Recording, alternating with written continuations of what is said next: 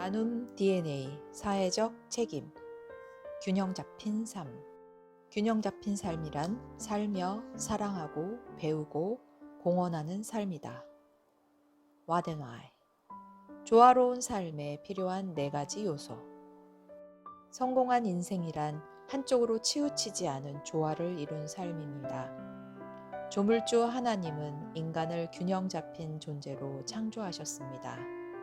인간이 다른 피조물과 비교해 우월한 점이 있다면 육체뿐만 아니라 영과 혼이 조화를 이루고 사회라는 환경 속에서 선한 영향력을 미치며 살아간다는 점입니다. 영, 혼, 육, 환경 등 내재한 본연의 모습을 회복할 때 우리는 충만하고 풍요로운 인생을 영위할 수 있습니다.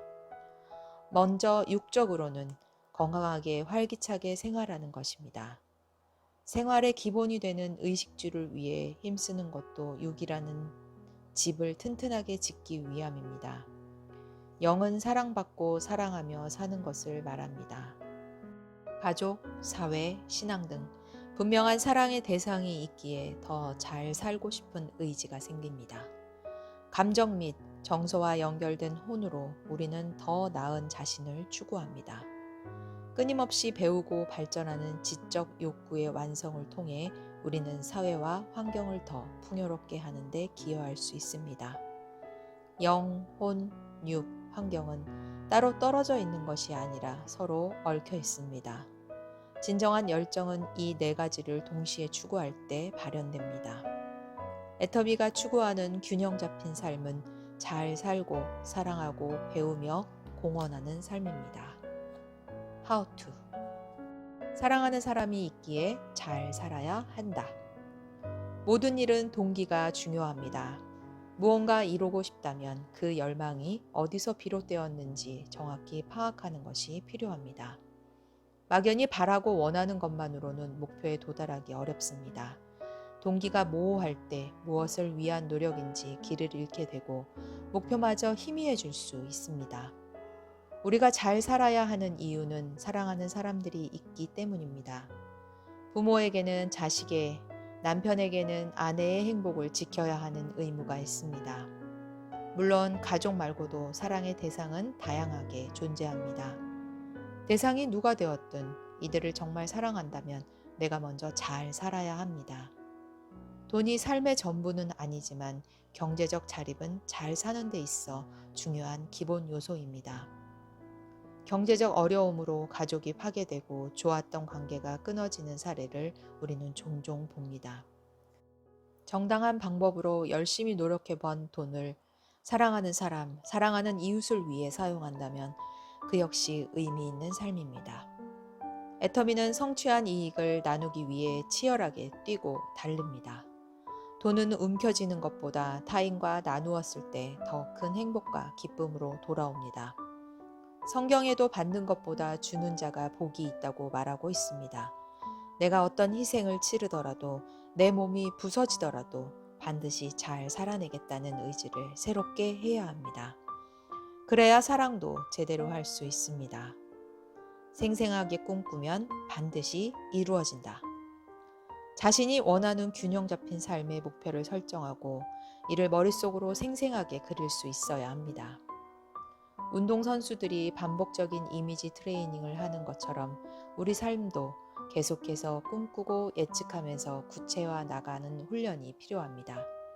미래는 아직 오지 않았고 어떻게 전개될지 아무도 모릅니다.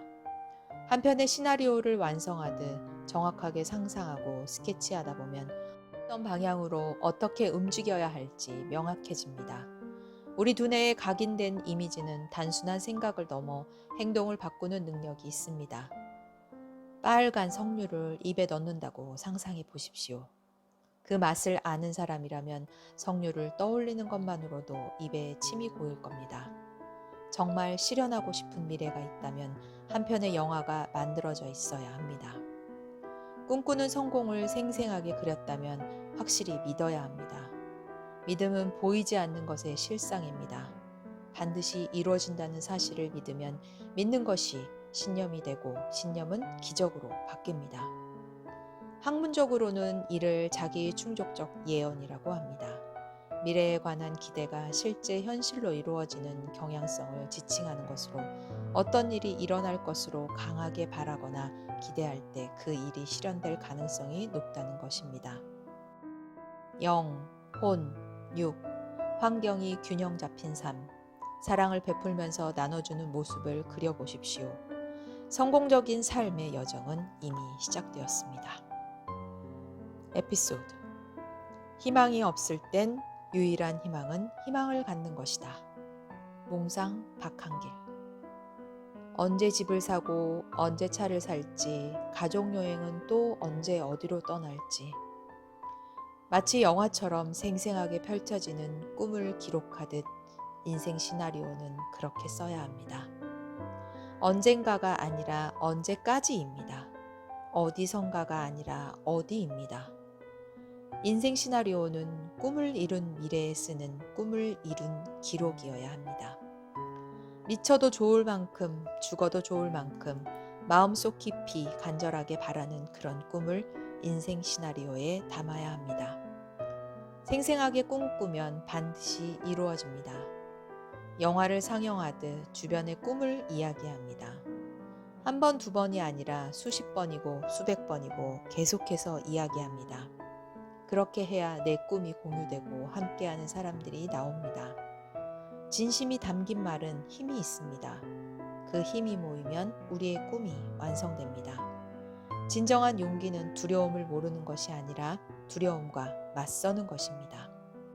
가다가 부딪히고 넘어지고 깨어져 피가 날지라도 주저앉을 수는 없습니다. 99% 불가능한 일일지라도 다만 1%뿐인 가능성이라도 우리는 그 꿈을 향해 가야 합니다. 마치 어두운 동굴 속에서 작은 빛을 향해 나가는 것처럼 그 꿈은 반드시 이루어질 것입니다. 빛을 향해 나아가야 합니다. 아주 작은 빛이라도 그 빛을 향해 나아갈 때 그 빛은 점점 커집니다. 마침내 어두운 동굴 밖에서 대명천지를 보게 됩니다. 아주 작은 희망이라도 희망은 삶을 이끄는 빛입니다. 희망이 없을 때 유일한 희망은 희망을 갖는 것입니다.